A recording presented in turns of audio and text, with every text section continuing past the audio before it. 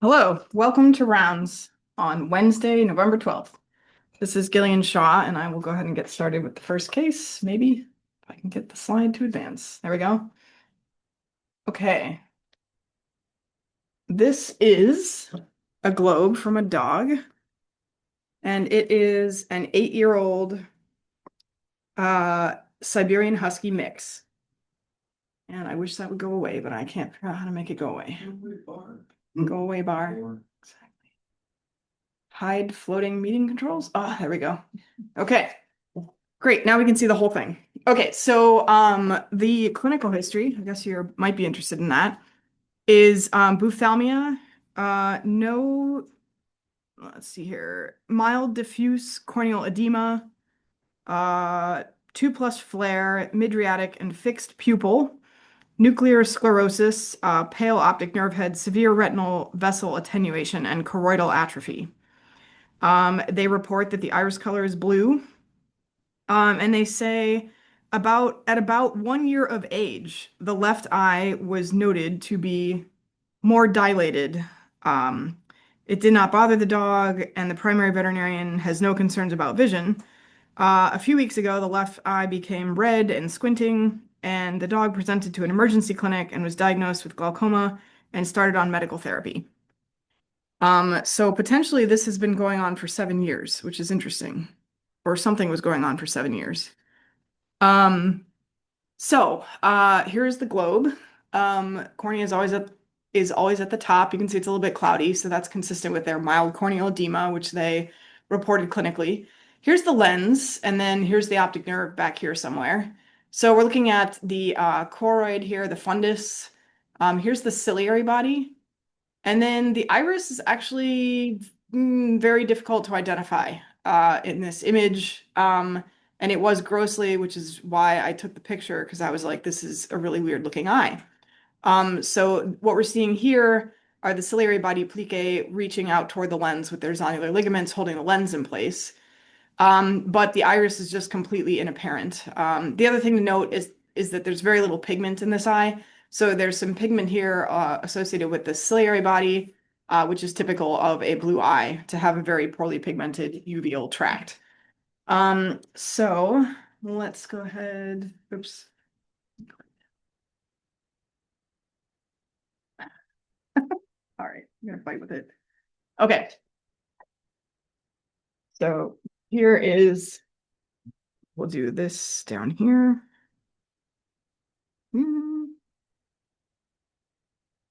So this time the cornea is off to the left. There it is. We'll just leave it right here for the moment. So what we have here is the ciliary body, and here's the tip of the lens over here. And once again, the iris is just completely, you just can't see it at all. When we move back, here is the fundus. So what we're seeing is a very cupped and atrophied optic nerve head here. We can look over here on this side. On this side, you can see the ciliary body again right there. And then, but once again, what we see is maybe some irritable tissue right here, and you can see a kind of darker border. So that might be the iris epithelium that usually lines the posterior surface of the iris. And then here in our extra slice, it's a similar story where we see the ciliary body here, and then the iris maybe is here, but it's very distorted.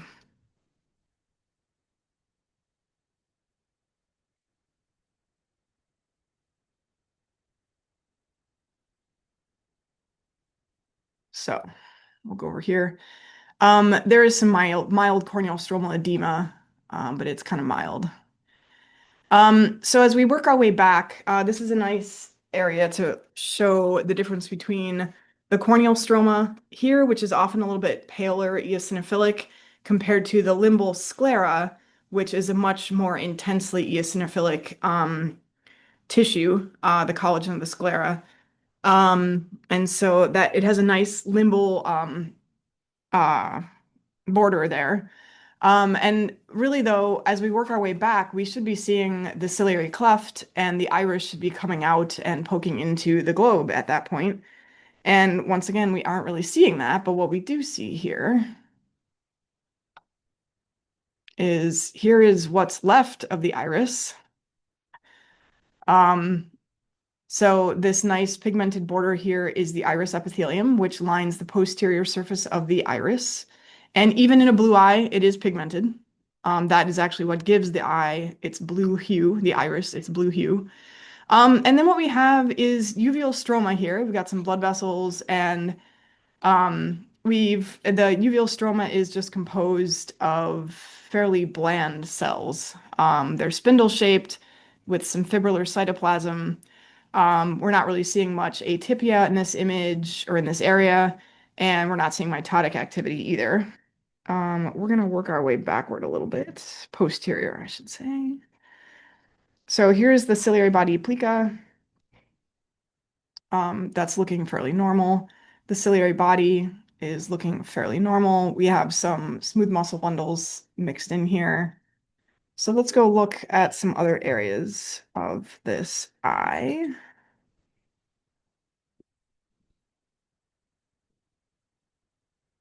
Here's what remains of the iris on this side. Here's the terminus of Descemet's membrane right here. So it does kind of taper. And then we have more iris tissue that's just kind of plastered up against the sclera and composed of some fairly bland cells here.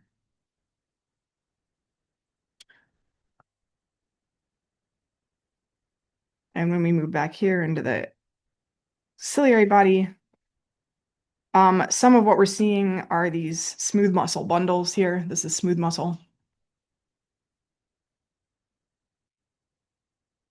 And let's go look at our extra slice here. So in this area in particular, we do have a little bit more of a cellular iris left here, but still the cells are kind of bland.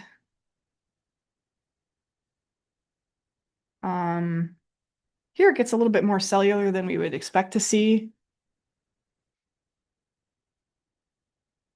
And the cells are a little bit maybe more disorganized. And I propose that these are neoplastic cells. And I propose that this being a blue-eyed husky mix, maybe, has a uveal schwannoma of blue-eyed dogs. I think given the 7-year history of an abnormal eye and a dilated pupil, there may also be some sort of developmental abnormality at play here, and maybe there is some sort of iris hypoplasia or something as well. Also being a blue-eyed husky, it's important to try to determine whether there's goniodysgenesis or malformation of the iridocorneal angle. And in this globe, I said I was just unable to diagnose that or even evaluate it at all because of the distortion that we have. Just to show everyone the depth of the optic nerve head atrophy, there's really nothing left of the optic nerve head, and it's quite cavitated here, so it's cupped as well. And then, what's that? Can you draw lines to show where it should be? Yeah. So the lamina cribrosa, well, basically it should come across right here. The surface of the optic nerve should be about here. And it's obviously quite recessed. So this is very significant optic nerve head cupping and atrophy, which is consistent with a prolonged elevated IOP or intraocular pressure. So whatever was going on up front was leading to decreased aqueous humor outflow, elevated IOP, and atrophy of the optic nerve. What typically goes along with that is also loss of retinal ganglion cells, and in dogs also pretty significant full thickness retinal atrophy. And this is what we have left of the retina in this area. So we've got a little bit of the outer nuclear layer present here and a little bit of the inner nuclear layer, but they're both quite thin. And what we're completely lacking are retinal ganglion cells. So we are not seeing any of those right here. So these are photoreceptor nuclei, and then the inner nuclear layer, and then the ganglion cells should be here, and they are absent at the other side of the eye. And the other thing to note is which is typical, normal in a blue-eyed dog, the choroid has no pigment in it at all.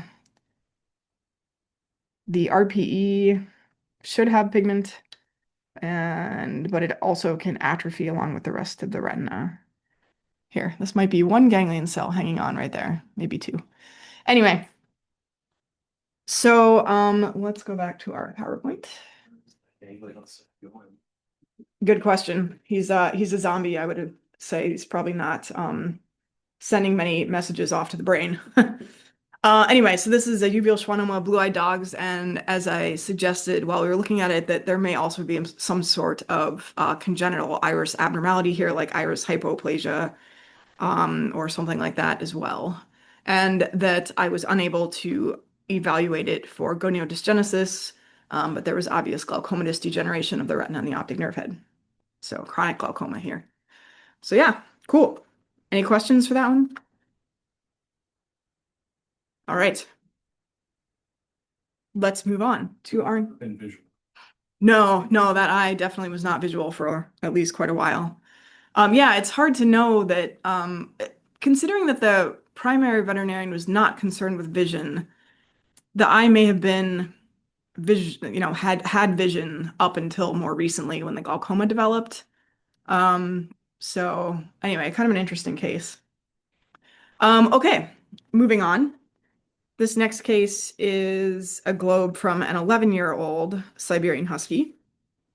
The history we got was chronic, presumed / suspected primary glaucoma and more recent KCS or keratoconjunctivitis sicca, which is tear film deficiency essentially, leading to corneal disease. They say 2+ buphalmia, diffuse corneal melanosis, and intraocular contents were not currently visible.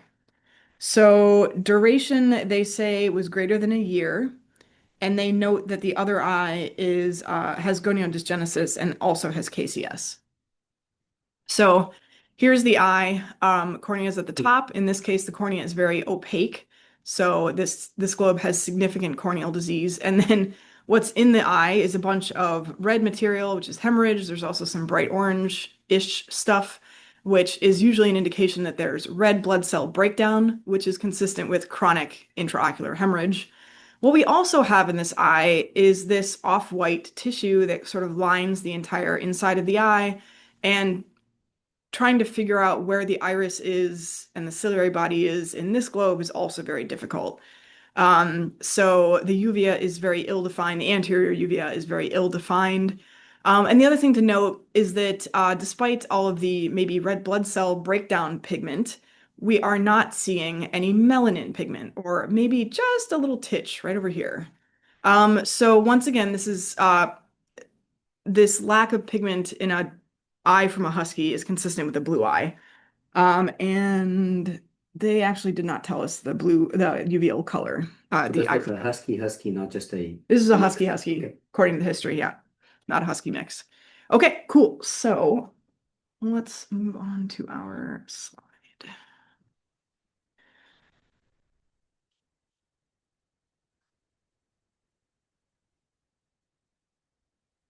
All right.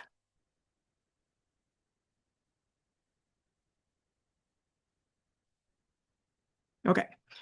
So here's the cornea of this one, and we could actually spend an entire 20 minutes just talking about the cornea of this case, but I'll try to compress it as much as I can. And then just right off the bat here, you can see that there's hemorrhage in that anterior segment.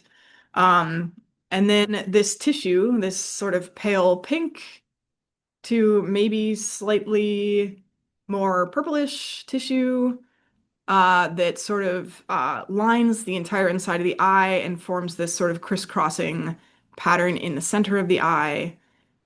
We move our way back here. You can see that tissue is nicely contrasted with the eosinophilic appearance of the optic nerve here. That also indicates that whatever this is does not extend to the cervical margin of the optic nerve, which is a good sign, good news. And let's see here, that might be a little bit of that melanin that we saw in the gross image.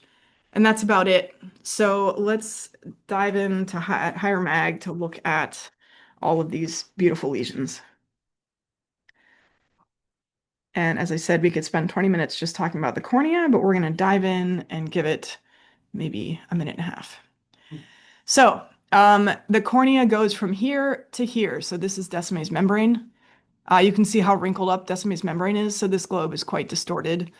The corneal epithelium is very hyperplastic. It should never be this thick. And this also has beautiful, very convincing keratinization of the keratinocytes of the cornea. And you really never want to have your cornea corneal keratinocytes becoming keratinized. That's just not something that you ever want to have happen. Also, when we look even higher mag, you can see that some of these keratinocytes have melanin in their cytoplasm. So this is the corroborates the clinical history of corneal melanosis, I think is what the clinician called it, but this is basically epithelial pigmentation in the corneal stroma or corneal epithelium. And then the stroma itself is vascularized. You can see all these little blood vessels all over the place. There's a plasma cell, so there's inflammation as well.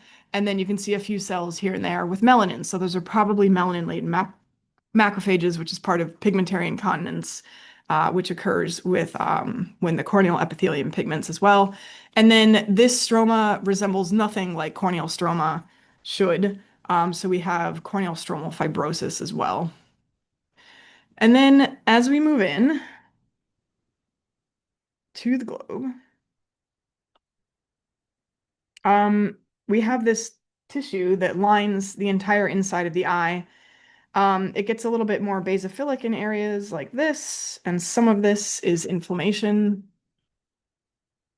Some of it is fibrosis, and some of it, here's some melanin, or sorry, pigment-laden macrophages. Some of this might be melanin, and some of this, and actually probably a lot of it, is red blood cell breakdown products. So hemosiderin in that case, probably. And then I think we have some lymphocytes and plasma cells here. I'm going to move to a specific spot to show us the characteristic features of the most important process that's happening in this eye, and that's right here. I think we're somewhere where the ciliary body may have been in a former era of this globe's life. And so what we can see here is there's spindle cells, and they're kind of forming this really interesting bundle and stream pattern, maybe not quite herringbone, but you can see how they're streaming around here, and then we've got some maybe that we're seeing in cross-section here. When we look higher mag, these are spindle cells with finely fibrillar cytoplasm, oval to elongate nuclei, and variably prominent nucleoli. And there is a bit of atypia here. So we've got some nuclear size variation, and thus also some cellular size variation. And then as we look around, here's a nice example. We've got a number of mitotic figures. There was another one off over up here in that first image where we stopped. So this is a population of convincing neoplastic cells. They are mesenchymal origin. And so this, I believe, is another example of a schwannoma of a blue-eyed dog. This one is a little bit more advanced than the one that we just saw. And then the other cool feature, and so basically this neoplasm just kind of fills this globe and it forms these like anastomosing sort of trabeculae in the eye. This is much more extensive than we typically see with these tumors. Usually they affect the anterior uvea and they kind of end there. This one decided to go all around the eye. And we're seeing lots of hemorrhage. All this bright red is red blood cells. We're going to look right back here. So here's the neoplasm sort of bulging into where the optic nerve should be, optic nerve head should be. And then we have this more basophilic area, which we're going to focus on right now, which is kind of cool. Cool. So what we have here is this weird kind of basophilic-ish, maybe slightly brownish material that's being deposited in this serpiginous pattern in this tissue. And I think it's definitely being deposited in the vessel walls of this structure. And I think this is the retina, or the artist formerly known as the retina. So we have a very atrophied retina with iron deposition. So this basophilic material is iron deposition.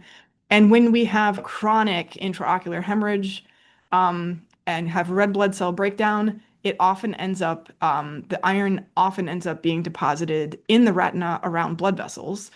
What we can also see in this area are these guys are hemosiderin-laden macrophages. I misspoke, pardon me. There's not much melanin in this eye actually to be depositing or being accumulating in macrophages. Anyway, So this is just more indication that we're looking at a globe that's had very chronic intraocular hemorrhage. The fun name for this phenomenon of iron deposition is ferrugination. It's one of Dr. Kleiman's favorites. So we use that term occasionally. Fer referring to iron. But anyway, so I can't remember what else. The lens, which we didn't really see grossly, I think is present in a deeper section of this block. And it was an advanced cataract. Not surprising, given what else is going on here. So those are the most important features there. So once again, I already said this is another example of what I believe is a uveal schwannoma of blue-eyed dogs. There were a few areas where some of the cells maybe had some melanin pigment in them. So I did include a poorly pigmented or amelanotic melanoma, but I said that that was much less likely. Um, and I consider this one to be malignant. Most uveal schwannomas are benign tumors that stick around. They might distort the uvea and contribute to decreased aqueous humor outflow and glaucoma, but they don't typically metastasize. This one was particularly extensive, had a pretty high mitotic rate, and so I suggested that this one might be malignant and that perhaps staging the patient would be a good idea in this case. Any history of gentamicin injection or anything they try to do? Not that they told us, but that is a really good question. The question is, what is there a history of gentamicin, which, as we know, when injected into a globe with a tumor, can cause that tumor to become more aggressive. We don't really know the pathogenesis there, but so we don't know if they ever did inject this one with gentamicin. Yeah, one of the things that happens with these tumors, as Gideon showed on the first one, sometimes for clinicians, it's very hard to identify the disease as a tumor because they not often form a recognizable mass. It's more like that slow distortion of the iris, and then the dog will develop glaucoma because of that. So it's not uncommon for us to get a history of dog has been treated for uveitis or non-responsive uveitis for a long term. And then if there's glaucoma, one of the ways you can treat glaucoma or end-stage glaucoma would be with a chemical ablation of the ciliary body, which is by injecting intraocular gentamicin. And as Gideon said, gentamicin is cytotoxic. That's why we use them.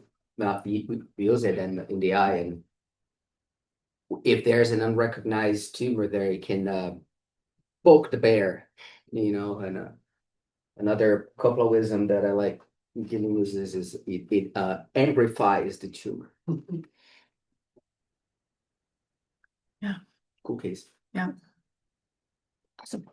All right.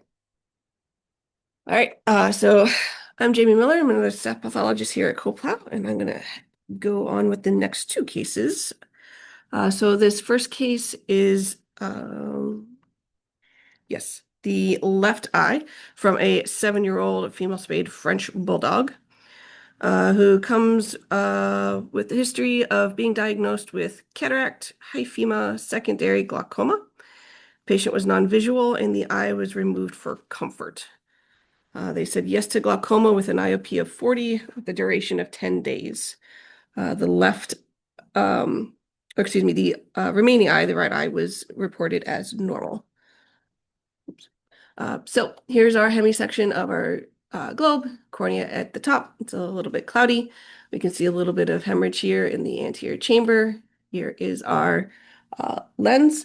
And the main thing that we noticed grossly was this sort of white, kind of opaque plaque that was on the posterior lens capsule, and this very faint strand that kind of extends from the optic nerve head up to that little plaque. Otherwise, this thin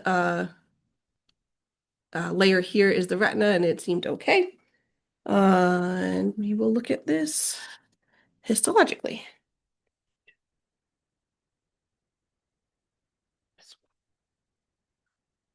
All right.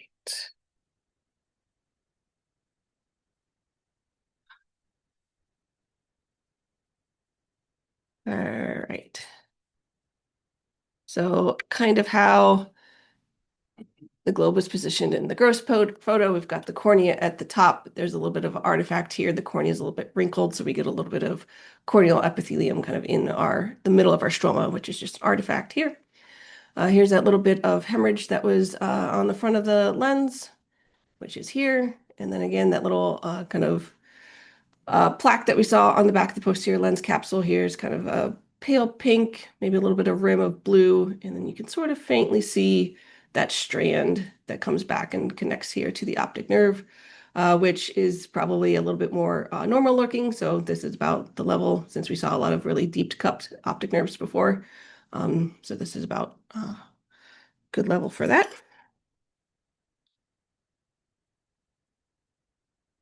All right, so there's our cornea with its a little bit of artifact. Just to kind of go over a few things at the front of the eye, our cornea stroma has a few blood vessels and a couple neutrophils infiltrating in the periphery here. So a little bit of keratitis and stromal vascularization. We follow back here. Here's our end of Descemet's membrane and our base of our iris. And we can see on the front of the iris, there is this fibrovascular membrane that lines the anterior surface, comes around and connects here to the end of Descemet. So we have some peripheral anterior synechia of our fibrovascular membrane. Got a little bit of lymphocytes and plasma cells also in the iris stroma, so a little bit of anterior uveitis. Again, a little bit of hemorrhage in our anterior chamber, a little bit of hyphema. And if we follow up to the pupillary margin, we can see that membrane kind of pulls the iris epithelium around and a little bit of that muscle around too. So there's some ectropy on UVA. Here's our lens capsule here. This is the anterior portion of the lens capsule because it's very thick. And on the surface, we have that hemorrhage and a few spindle and pigmented cells here mixed in. So probably a little bit of posterior synechia where iris was probably contacting the lens there. And then as we head around, here's the equator of our lens with our bow there. And we come around, our posterior lens capsule is very thin as it should be. And then we can see our plaque here on the back are made up of these strands of very bland looking polygonal to stellate cells. And kind of admixed with these cells are some eosinophilic kind of fluffy materials, probably necrotic cells that are admixed here. These cells are pretty bland looking, have pretty densely stippled chromatin in their nuclei, which are round to oval. No real mitotic figures or anything seen here. Very bland. There's also no blood vessels associated with these cells at this point in the anterior vitreous here, which is probably the reason that a lot of this is necrotic.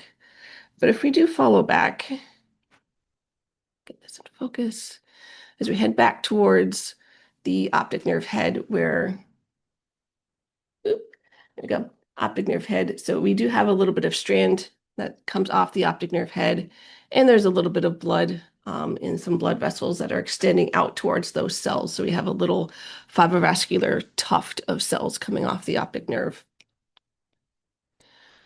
All right. And I know clinically they said that the globe was glaucomatous, but again, our optic nerve head looks pretty good. Our lamina curvosa is probably about the level where it should be.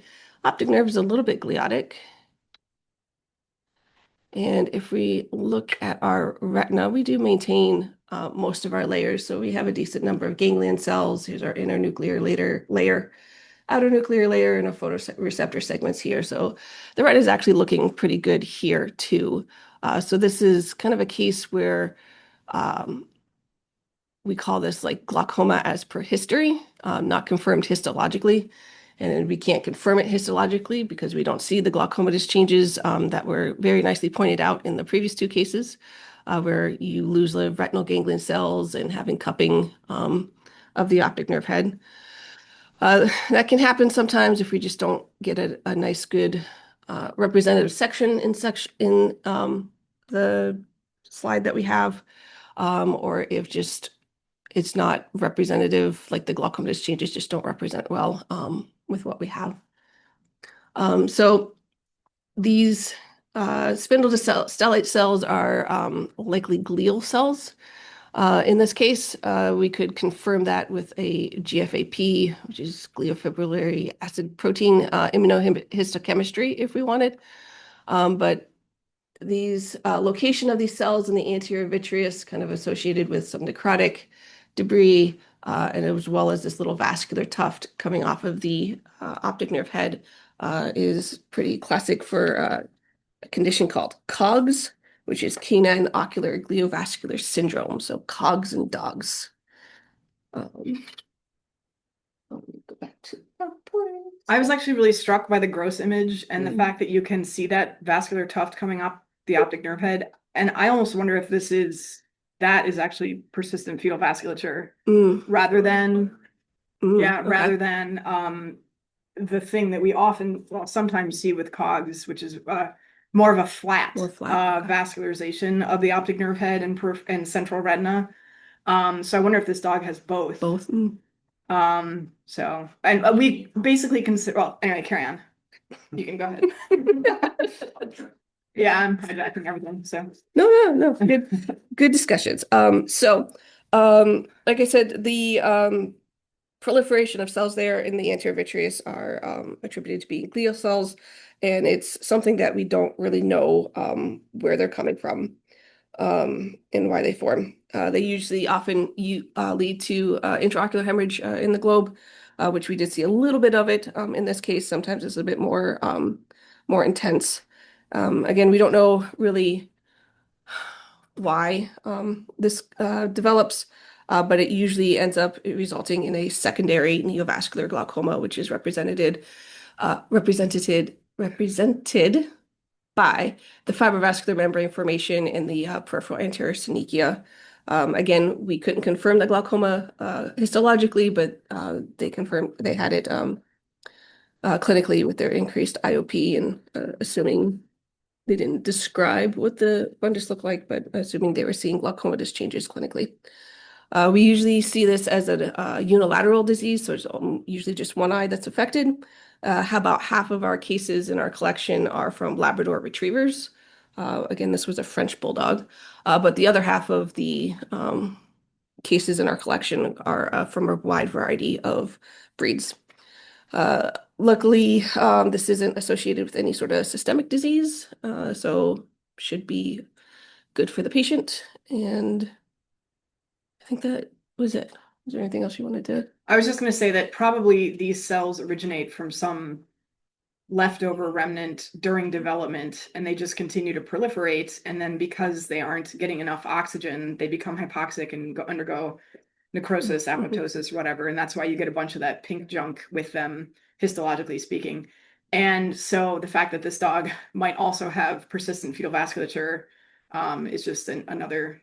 I mean, why not have more than one ocular development or abnormality if you've got one? So, Or on the other hand, right, the vasculature could be also part of the persistent tissue, the glio. It could be all like a spectrum of persistent fetal vasculature with other cells. We don't know. Yeah. We had one yesterday that was a relatively young dog, right? That 4 had 4 years old that had COGS, which we tend to see them later because they get enucleated because glaucoma, not necessarily because they have that. So we don't know if those cells are there to begin with, then it's part of a lack of regressive embryonal tissue, or if they proliferate, so we got to get some very young dogs. They have to get a crystal ball, decide they're going to have COGS, and have an ophthalmologist look at them when they're babies. Right? You believe them before they're blind. Right. If anyone has a crystal ball or want to do a project like that, let us know. So the persistent fetal vasculature, that what we're talking about there's a vessel that runs from the optic nerve head region to the back of the lens, right? How often do you see that in the absence of other changes? So can you repeat the question just for everyone in the line? Yeah, so for persistent fetal vasculature, there's a vessel that runs from the optic nerve head to the back of the lens during normal fetal development, and that sticks around. So it's persistent in the globe. And the question was, how often do we see that normally when there's not other stuff going on? For us, it's almost never because we only Not- get to see yeah. them when there's other stuff. Yeah. But I think there's also a range of Yeah. what persistent vasculature could look like. You can have very minimal, vessels coming off of the optic nerve, like a hyaloid artery, and that probably doesn't cause much. The main thing is hemorrhage. Those persistent vessels can bleed, and they can lead to intraocular hemorrhage and posterior lens capsule opacities and vitreal degeneration, maybe retinal detachment. That's when we see things. But I bet there are cases out there where there are dogs with mild forms of persistent fetal vasculature that just don't develop any clinical disease. Yeah. I think often you can actually appreciate Cloquet's canal, which is Yes. the little canal that vessel runs through during development.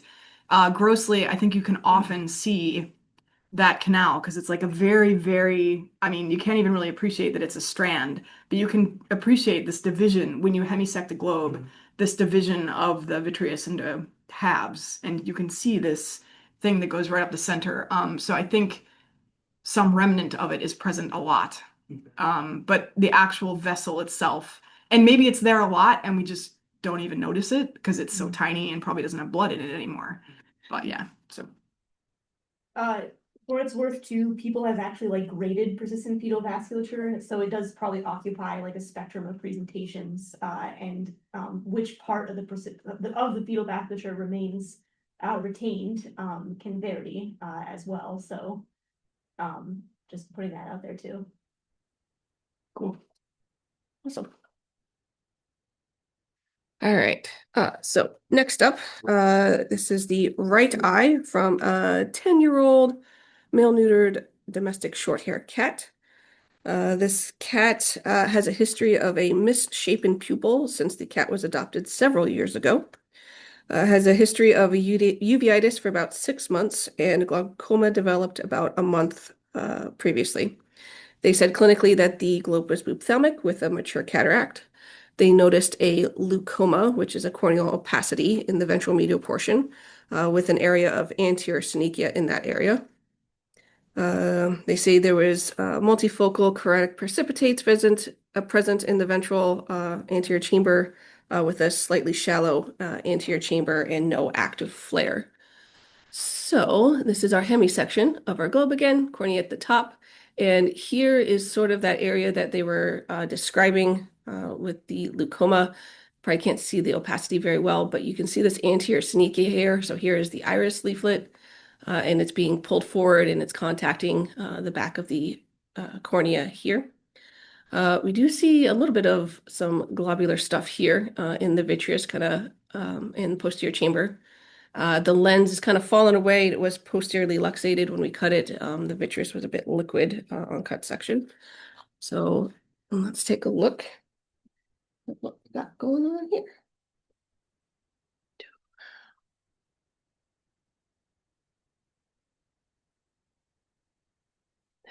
Yes, we'll get you all turned around here. Okay. So here is our globe. Our cornea doesn't quite section all the way through, so there's this artifactual break here, or discontinuity in the cornea. Here's our iris stroba on this side of the ciliary body. We can see it's a little bit blue, and we can see these little like nodules being formed in it. Can you point out the gonio slice because it's a little confusing? Yes. So often this slice sometimes gets put at the back of our globe, but sometimes it ends up in the front portion of our section. And this is just an extra radial section that we take from the tissue after we hemisect it to get extra views of sort of the iridocornea angle and stuff going on there. So oftentimes you will see it hanging out on the back here, but this time it just happens to be at the front. All right. And then this is the side that has the anterior synechia. And so here is our iris. We can see it's kind of being pulled forward. We don't quite have a direct connection here. There's a little bit of fold here, which is why there's this little hypereosinophilic area here. But we can see some purple also on the backside of the cornea. Here's our lens. We can see that the lens capsule is a little bit wrinkled, and we'll take a better look at that. And then we can see this kind of pale eosinophilic material also in the vitreous as well. And our retina and optic nerve head back there, and we'll take a closer look at those as well. All right. Okay. So here's sort of that first side that I showed with the iris leaflet here in our ciliary body, which is a little bit more blue than it should be because it's infiltrated by a lot of lymphocytes and plasma cells, and better observed from sort of higher power. They're starting to form these lymphoid follicles in here. So we've got a pretty raging lymphoplasmacytic and follicular anterior uveitis, which we can see as we come over here to this side. Again, the iris leaflet is being kind of pulled forward. Here is this wrinkled up artifact here. So we're going to just read through that a little bit.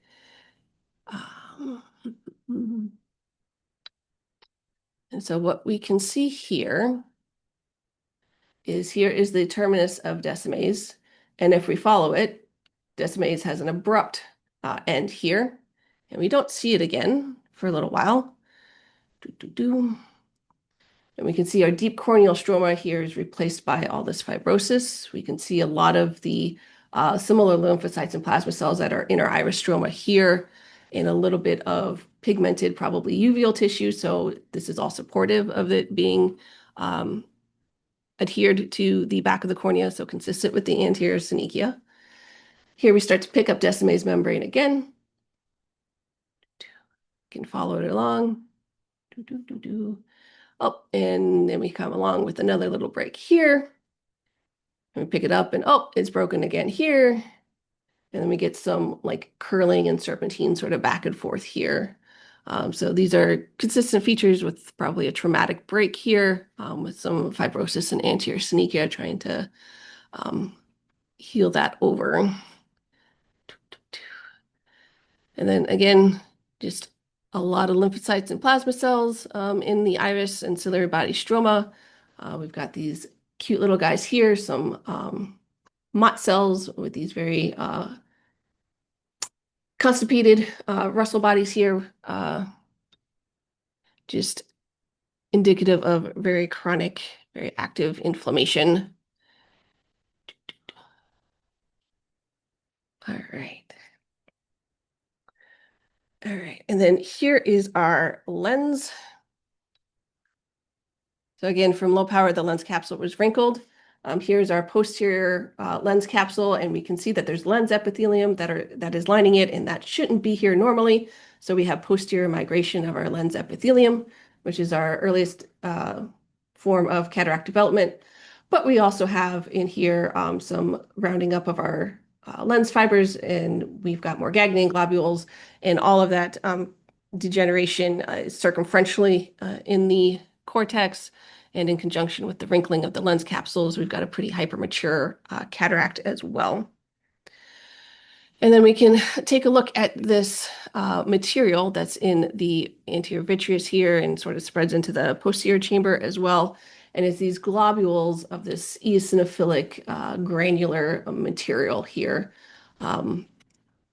We've done some work, people in the past have, this is not lens material. And I think it's just like a gamish of other stuff that we're not really sure what the significance is. Sometimes we can see it sometimes when we have this intense lymphoplasmacytic inflammation in cat eyes. We have some cases that have also been like Bartonella positive. It's not a direct association with that, but something that we do suggest that they should make sure that they test for is some other infectious etiology, especially for Bartonella, since we do have some cases that are Bartonella positive, but we also have Bartonella positive cases that don't have the stuff. So the significance of that is still to be seen. And then if we look back at our retina, glaucomatous changes in the cat retina is a little bit more subtle than with the dogs. It's usually just a loss of retinal ganglion cells, which there aren't as many here as there should be. There's maybe a couple. And our optic nerve is looking pretty gliotic and maybe a little bit ratty here. So the glaucoma present in this case. So in this case, we've got pretty severe lymphoplasmacytic and follicular anterior uveitis.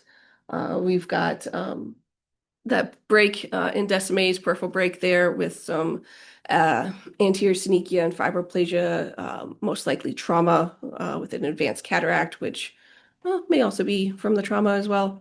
And that intravitreal eosinophilic granular protein, which again, not really sure the significance of it, but should definitely institute infectious disease testing in this cat. So that's what's all I had for this case. I'll make way for Dr.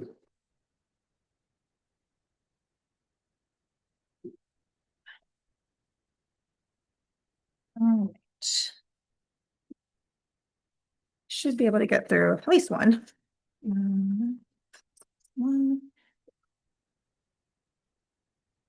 Okay, so this image is the globe from a 1 year, almost 1.5-year-old castrated male golden noodle. And the history you've got was severe uveitis of about 2 weeks duration, glaucoma that they suspect was secondary. This eye was blind, looking at it grossly, that would make sense. They noted that enucleation, the dorsal conjunctiva seemed more fibrotic. After enucleation, they did take a vitreal aspirate and noted that cytology showed macrophages and neutrophils and then 2 small pieces of plant material, but they were unsure if that was a contaminant. Maybe a red herring in this case. Other notable findings in this dog, they did note a small cutaneous fatty feeling mass on the right thorax. And then somewhere else in this history, they'd called it a draining tract. So there's some sort of lesion over the right thorax in this dog. All right. How's this guy? Oh, okay. Not mess with it. All right, so here is the gross hemisection from that globe. Indeed, there is some sort of process happening within the globe. We have our uveal tract. We can kind of trace it along. And there is this kind of tan material on top and maybe also within the stroma of our uveal tract. Within the ocular chambers themselves, there's kind of this red material, probably some hemorrhage. It is just kind of cloudy, maybe more tan material in areas, so perhaps some sort of cellular infiltrate. And we have our retina here, which is detached. And then our lens is, in compared to everything else here, somewhat unremarkable. And then if we look kind of at the maybe sclera, episcleral tissue, there is this kind of vague thickening. And perhaps it is more dorsal, which is this side up here where my mouse is. But it does seem like maybe there are areas where the ventral episcleral tissue is somewhat thickened as well. I can't really make out the optic nerve head here. It's just there's so much happening in the vitreous and subretinal space. A little bit hard to see through all of that. All right. So, actually get my slide out. What's that? The field condenser. Was it closed? It was like a quarter closed. Yeah. Okay, this one's somewhat distorted. See if I can fit it on here. All right. So in this case, the cornea is sitting at the top.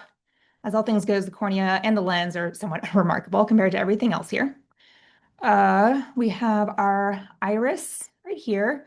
You can kind of see maybe it's plastered to the anterior lens capsule, and there's this one area where the lens is kind of bowing anteriorly. So this is iris bombay. As we move back, here's our ciliary body. And as we look at the uveal tract, iris ciliary body, it's a little more blue, so is a bit more busy, like there is some sort of cellular infiltrate within the uveal stroma. There is some hemorrhage, as I mentioned, the ocular chambers, and then just this eosinophilic kind of proteinaceous material, and then also perhaps some cells floating around. As we move back further, our retina is detached. Here it is. We have our cute little optic nerve head and optic nerve. We don't quite totally sample the optic nerve head here. We kind of have it pinched in section. And we look out, here's our dorsal episcleral connective tissue, and it is quite thickened, and there is some sort of cellular infiltrate, kind of making these vague coalescing nodules.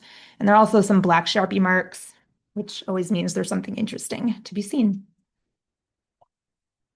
All right. Back out one here. So this globe kind of fits on the slide a little bit funny because it's so big. So our cornea is vaguely kind of to the bottom and right of the slide. Cornea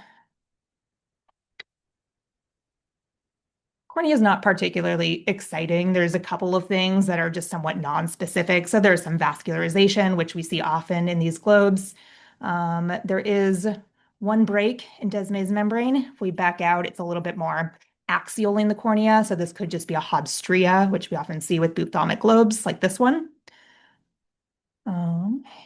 Here's that area where the iris is adhered to the anterior lens capsule.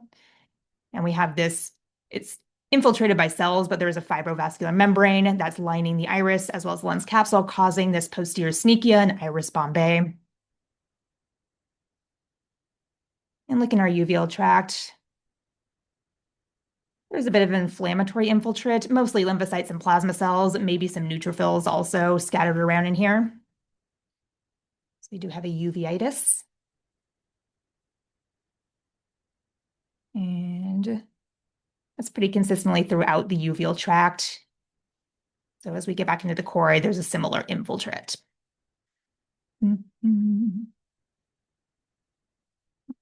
Over. Mostly within ciliary body, vitreous, subretinal space. We do also have an endophthalmitis. It's pyogranulomatous, so we have some of these macrophages, some of these little guys with the squiggly nuclei or neutrophils. Sometimes there's a little bit of melanin pigment within the cytoplasm and the macrophages. Probably some melanin-laden cells got disrupted, released their pigment, and then that got eaten up by the macrophages. And then within, oh my gosh, if I can do this correctly, and within this exudate, rarely. Get closer. They're a little fungal yeast. This is the only one I could find within the ocular chambers. It was a bit of a Where's Waldo situation. But we have this round fungal yeast. It has this kind of refractile outer wall. And then there's kind of just this vague basophilic granular material within the center of it. And as we move outwards to our episcleral tissue, as I mentioned, there's another cellular infiltrate out here as well. And maybe unsurprisingly, it's also pyogranulomatous. Also some more melanin pigment scattered throughout. And then the one single yeast that I could find also, it's literally 2 yeast on this whole slide, is somewhere. And I'm going to find it, I swear. Maybe not. In the next 10 minutes trying to show it to you. Did you see it? Oh my gosh, where? Oh, there it is. Thank you. I feel like we should just be reading out slides in this room with everyone. So much more. So we have another one. And this is one that we would call viable. It is a little bit hard for us histologically to say whether use is viable or non-viable, but in cases where a dog has a fungal infection that's been treated with antifungals, typically we don't see like this, the crisp demarcation of this wall. We don't see this internal kind of granular material. It just kind of looks like the ghost of a fungal yeast. All right. Those are kind of our main findings. We have a similar kind of pyogranulomatous exudate just lining the choroid out here. Our retina is also a little bit inflamed. There are just some lymphocytes and plasma cells scattered throughout the retina. This is maybe not the best section to look at, but there's a little bit of outer retinal atrophy. So here are photoreceptor segments, and they're just a little bit blunted. Some areas we lose them completely. So consistent with this having been detached prior to enucleation for some amount of time. And then our optic nerve head isn't particularly exciting. It's a little bit distorted just because of the detached retina. There's some areas where it's a little vacuolated, and it does seem a little bit more gliotic. So PowerPoint. So this is a pretty classic case. So this dog is from, let's see, Tennessee. So given the location, the morphology of this yeast, it probably is blastomyces. If this dog had a travel history to areas like Arizona, say, California, New Mexico, then one could say this could be an immature form of coccidioides or valley fever. In this particular case, though, they had done an impression smear of the ventral draining tract, and they sent us the cytologic image, which is gorgeous. It's a textbook image of broad-based budding, which is a really classic thing we'll see with blastomyces. So that helps us say, yeah, this is blastomyces in this eye. Yeah, isn't that beautiful? The audience is struck by the distinct pyogranuloma around this yeast. It's beautiful. Much discussion by the conference attendees. Yes, a spirited discussion about the yes. And this is when they had mentioned they'd done an intravitreal aspirate as well and didn't recover anything, which I'm not surprised by. Literally, there are 2 yeast in like this entire section that we had, so it seems like it's a somewhat not low level infection, but there just weren't many organisms to be seen, at least in our section. So I'm not surprised they didn't recover anything from the vitreal aspirate. Posse, yeah, I was gonna say I couldn't think of the right word for that, so I pivoted my my words. Yeah, so this is just a really classic case of pyogranulomatous inflammation within the eye and in the periocular tissues with intraocular and periocular yeast, most consistent with blastomyces. With blastomyces, typically when we see it in the eye, that's a manifestation of a more systemic infection. So it is likely this dog has blastomyces elsewhere. Okay, how are we? Okay, probably don't have enough time for another case. So 3 minutes, I can't talk that fast. So we will stop there. We'll save the next case for future times, and we'll see y'all in 2 weeks. Thanks, everyone. All right, thank you.